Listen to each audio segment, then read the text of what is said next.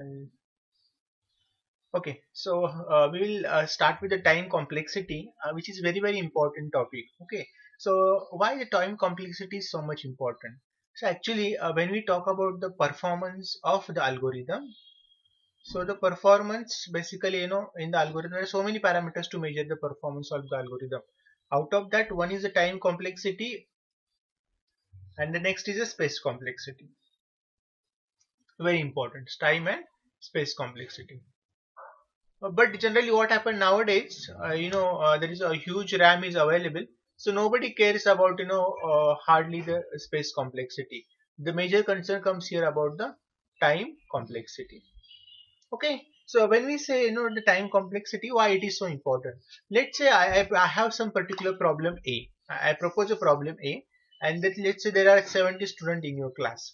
So I ask everybody to solve this problem A. So everybody will give me different kind of solutions. Everybody's approach is different. So they will provide different kind of solution. Solution 1, 2, 3, 4, like that way. So everybody will give me a different type of solution for the same problem, right? So although we have input is same and the output is same, but the process is different, right? Which is called as the algorithm. Okay, and then we convert that in C or other programming language, right? But here the thing is that how can I select the best possible algorithm out of all those algorithms? By measuring its performance.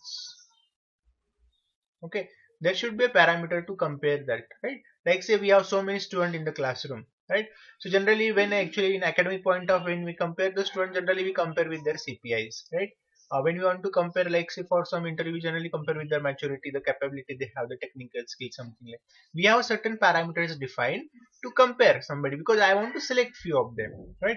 The similar manner, I want to select the best possible solution for particular problem A. So what is the parameter generally I use here? The performance measure I generally use here is the time complexity, which is called as the analysis of particular algorithm. Okay. Then generally how we go to measure that particular analysis of algorithm. Okay.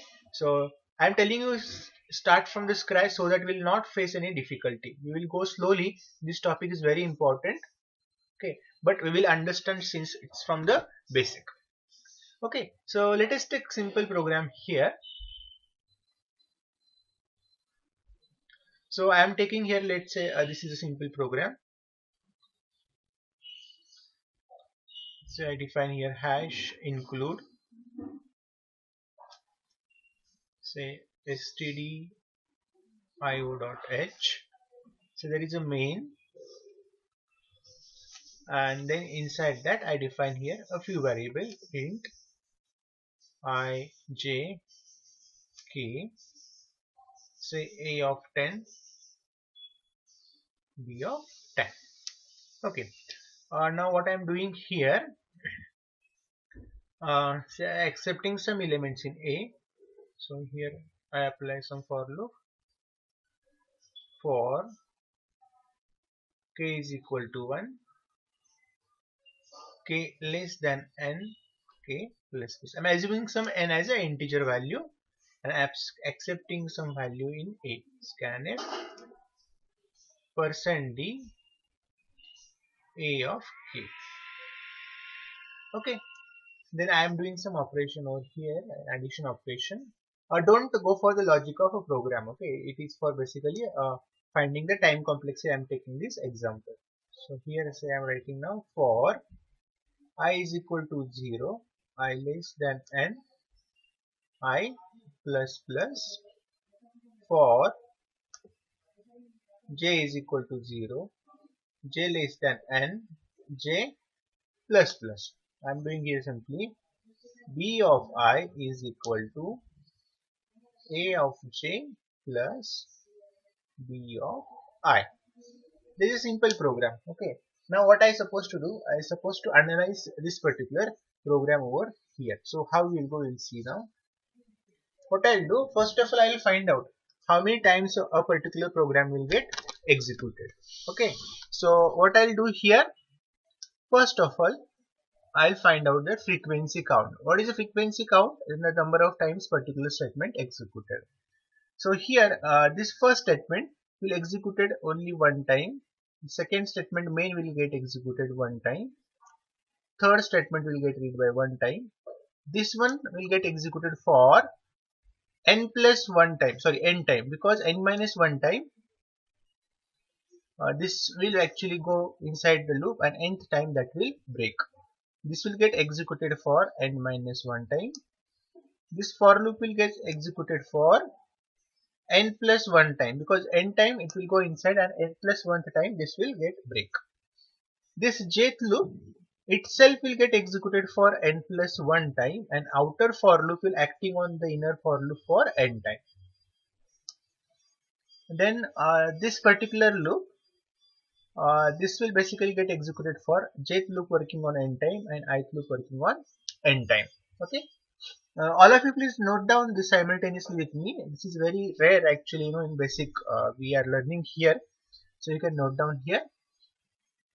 Then if I count this total, so here if I get a frequency count as 1 plus 1 plus 1 plus n minus 1 plus n plus 1, I'll simplify this one, so I'll get here plus n square plus n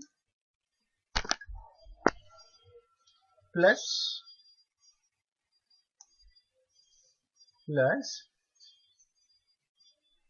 n square.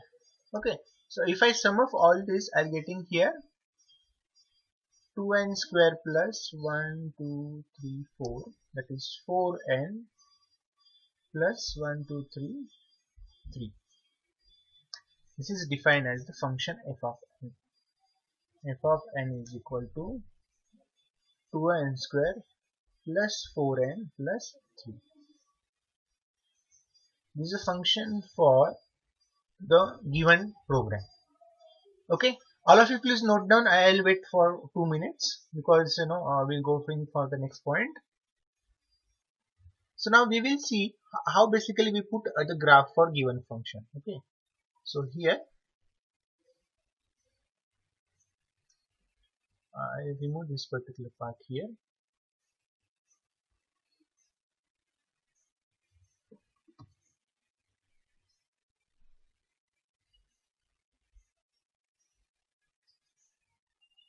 Okay, so we understood how basically we got this particular function from the given program. Okay, now we will put a graph for a particular function.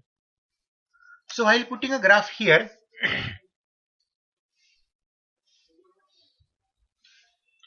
I'll take x-axis the value of n, the y-axis value of f of n. Okay, and n will start from 0, 1, 2, 3, 4, 5. Enough. Okay, now I will find out the values for this one. For n and the value of f of n. So when n is equal to 0,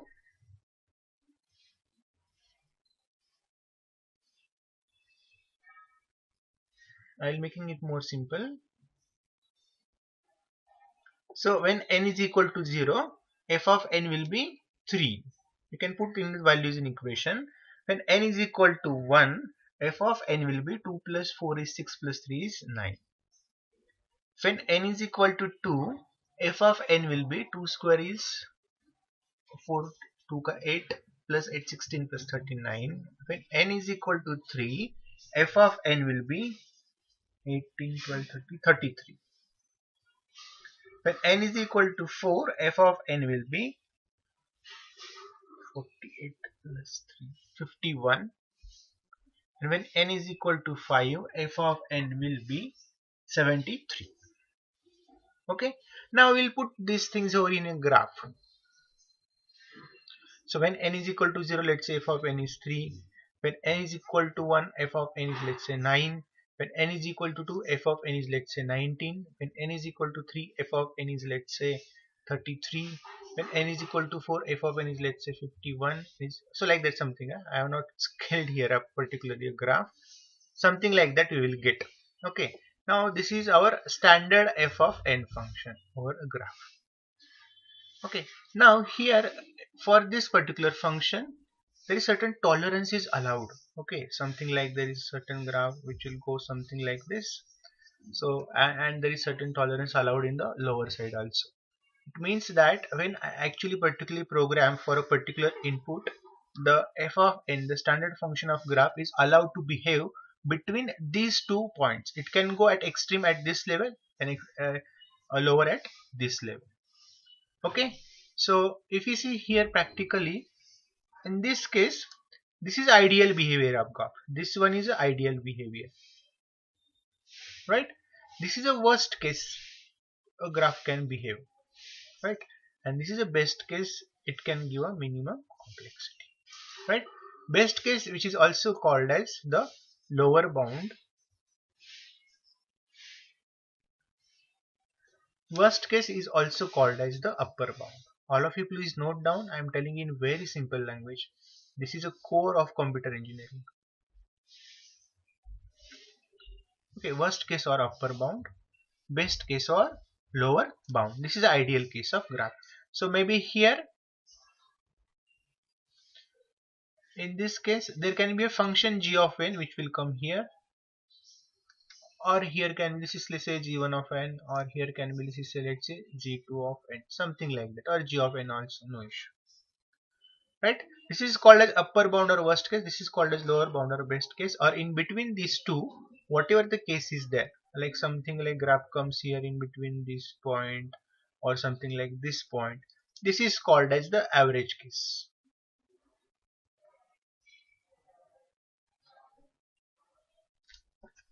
Okay, so till this point, hope so nobody has any doubt. What we done till now, we have taken a simple equation, a simple program. For that we have generated the function f of n, which is a standard function of the graph. For that function we put here graph for each value of n. Sometimes what will happen depends on value of n, f of n may vary little here and there, and then we get some different function. Okay, and then we have just say here there is certain tolerances allowed in upper and lower side of the graph, which is called as upper bound and lower bound, either worst case or best case, and in between whatever the cases are there we call them as an average case. Okay, now this is basically behavior of a graph. Generally you can see when a stock market also people, they want to analyze something, they put a graph and based on that they analyze the basic thing. In a similar manner here also we are analyzing the basic thing about the program. Okay, now look at here, the upper bound or the worst case, it is determined through basically big O notation. Okay, the average case, middle bound, the average case, it's basically noted through theta notation, and the best case, it is basically noted through the omega notation. Okay, so these are the three notations of the given program. So till now you might have seen time complexity of quicksort is O of n square, or best time complexity, worst time complexity. So generally whatever the time complexity is given, you learn basically the worst cases, which is denoted by O, and n square is the time complexity. Okay, here also I will tell you at this point generally what is the time complexity. Now we have this function f of n is equal to 2n square plus 4n plus 3. Now here if you put n is equal to 1000 in below equation, if you put here n is equal to 1000, so what will happen here, this f of n, right, if you put n is equal to 1000, this f of n here will give value as 1000 square is 10 lakh. So 2 into 10 lakh plus 4000 plus 3. So if you look at in front of n square, this 10,000 figure, remaining figures are very negligible. Even though I take a very small value, n is equal to 1000. In rare cases, parallel processing, these values goes in lakhs also, right? So here the driving factor is basically n square. The major factor is n square, and that's why we called here as the time complexity for given function is treated as O of n square. Okay, so is this clear at this point of time? Any doubt in this? Now let us look at the definitions of worst case, average case and best case over here. Okay, so I'll keep this graph as it is, but I'll make here the space.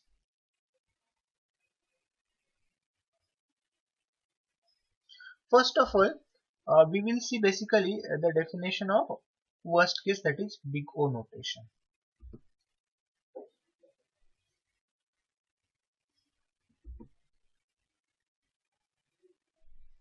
Okay, I'll remove this part also. All of you please note down simultaneously. This part is very important. Okay, so now let us look at the definition of the big O. So first thing we'll say definition of big O, which is also called as upper bound or worst case.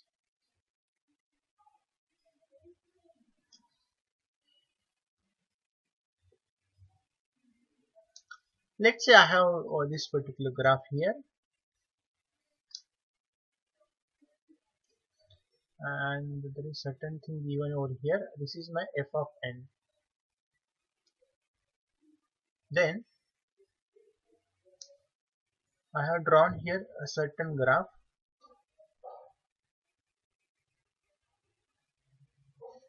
Say okay, I'll draw it differently.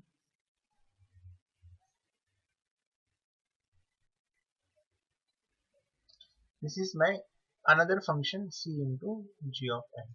Okay, we see some constant value. So here it is defined as, I'll write here definition, a f of n has upper bound, or you can say here g of n, when there exists, this is called their exist sign, exist a constant c such that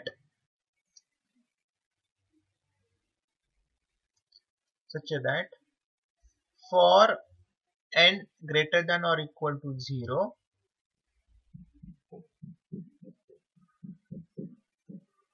f of n is always less than or equal to c into g of n, then this is called as g of n is a upper bound for f of n, because we never take consider constants in our time complexity. Okay, so what it means? Okay, see here this is c into g of n, this function is here. Now see for n, this is basically our n. So for n is equal to, let's say this is value for time being 2. So for n is equal to, or n is greater than or equal to 2 onwards, our c into g of n is always acting as upper bound for f of n. It is towards the y-axis than f of n, right? So we write here g of n is upper bound for f of n. I'll give simple example here. Say here I'm taking, like, say f of n is equal to 2n square plus 4n, and we have to show that f of n as O of n square as a time complexity.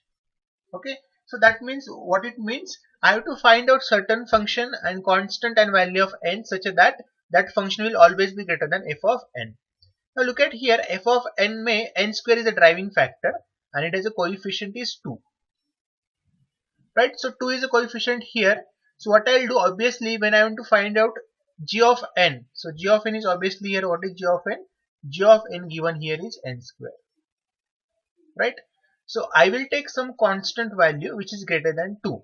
So I'll say here g of n is n square, constant is greater than 2, so I'll take here constant as 4, or you can take 3 also.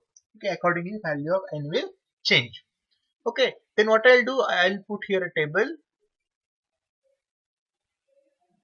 where three things are there. Value of n is there, f of n is there, and c into g of n is there.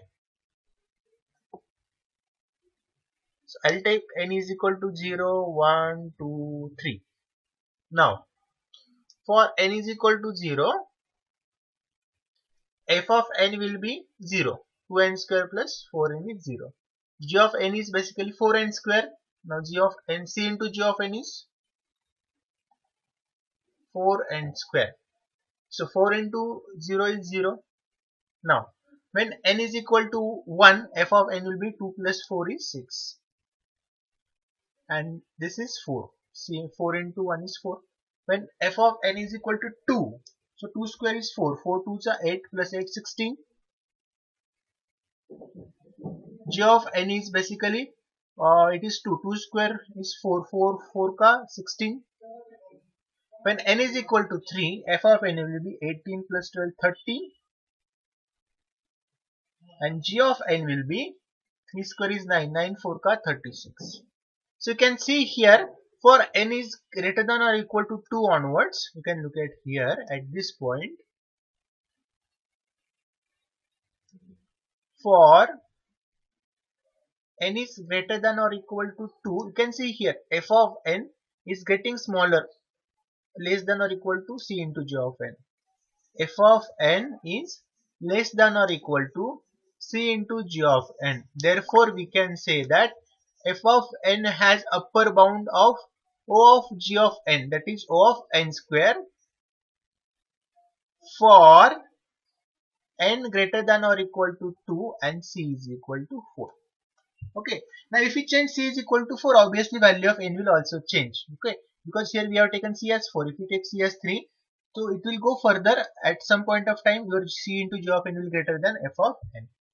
So this is called as a big O notation. Okay. Any question at this point of time? Okay. So we'll proceed for now next notation, that is theta notation, which is called as the average case.